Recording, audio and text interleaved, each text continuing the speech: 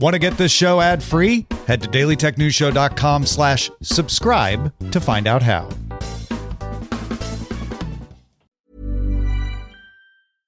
Every business has an ambition. PayPal Open is the platform designed to help you grow into yours. With business loans so you can expand and access to hundreds of millions of PayPal customers worldwide. And your customers can pay all the ways they want with PayPal, Venmo, Pay Later, and all major cards, so you can focus on scaling up. When it's time to get growing, there's one platform for all business. PayPal Open. Grow today at paypalopen.com. Loans subject to approval in available locations. Banking with Capital One helps you keep more money in your wallet with no fees or minimums on checking accounts and no overdraft fees. Just ask the Capital One bank guy. It's pretty much all he talks about, in a good way. He'd also tell you that this podcast is his favorite podcast, too. Ah, really? Thanks, Capital One bank guy. What's in your wallet? Terms apply. See CapitalOne.com/bank. Capital One N.A. member FDIC. In business, they say you can have better, cheaper, or faster, but you only get to pick two. What if you could have all three? You can with Oracle Cloud Infrastructure. OCI is the blazing fast hyperscaler for your infrastructure, database, application development, and AI needs, where you can run any workload for less. Compared with other clouds, OCI costs up to 50% less for compute, 70% less for storage, and 80% less for networking. Try OCI for free at oracle.com/tech headlines. Oracle.com/tech headlines. These are the Daily Tech Headlines for Monday, July 7th, 2025. I'm Rob Dunwood.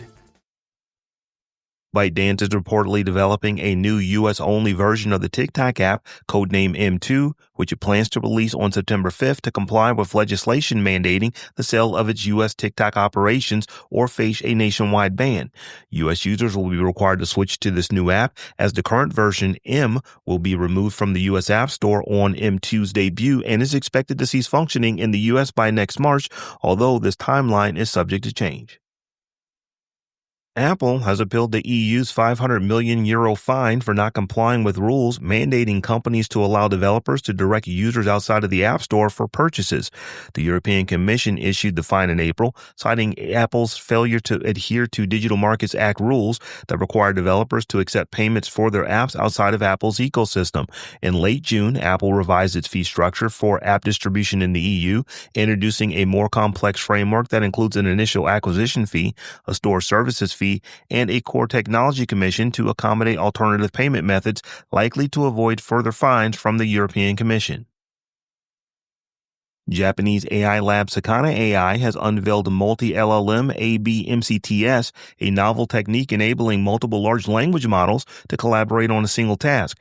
This method facilitates trial and error among models, allowing them to combine their unique strengths and solve complex problems intractable for individual models, effectively forming an AI dream team. For enterprises, this approach offers a path to develop more robust and capable AI systems, allowing businesses to dynamically leverage the best aspects of a different frontier model and assign the most suitable AI for each part of a task, leading to superior results.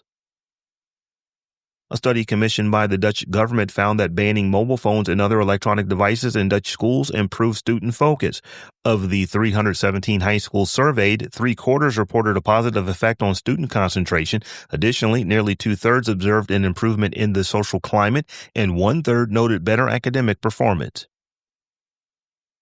Meta's WhatsApp Pay has largely failed in India despite 500 million users.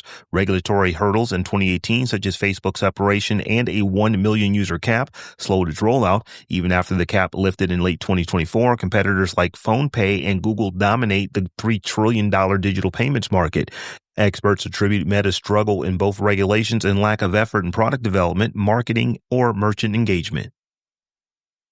Windows 11 is now the dominant PC desktop OS with 52% market share, surpassing Windows 10 with 44.59%, according to StatCounter. This comes almost 4 years post-release and precedes Windows 10's end of support.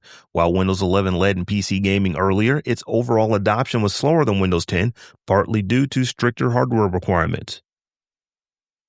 Oracle is offering the federal government a 75% discount on its license-based software, including databases and analytics, and a substantial discount on its cloud service through November. This move makes Oracle the latest tech giant to provide the federal government with a significant discount on its services. The General Services Administration stated that this agreement with Oracle is the first of its kind to offer a government-wide discount on cloud infrastructure, and they are currently negotiating similar deals with other cloud providers. The Reuters news account on X was restored in India on Sunday, a day after the social media platform suspended it, citing a legal demand. X informed the Reuters social media team via email that they were no longer withholding access in India to its account, but did not provide further details. Representatives for X, Reuters, and the Indian government have not yet commented on the account's restoration. And finally, Destiny Rising, a mobile-exclusive sci-fi RPG shooter set in Bungie's Destiny universe, will launch on August 28th for iOS and Android. Announced in October of last year, the game stems from a $100 million investment in NetEase Games, the developer behind Marvel Rivals and Diablo Immortal. NetEase announced the launch date and released a new gameplay trailer showcasing missions, strikes, PvP battles, and PvE features. Destiny Rising is set in an alternate timeline before the original game, allowing new players to easily join the franchise.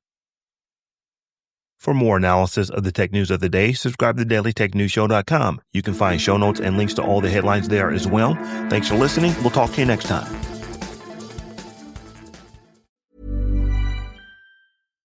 Banking with Capital One helps you keep more money in your wallet with no fees or minimums on checking accounts and no overdraft fees.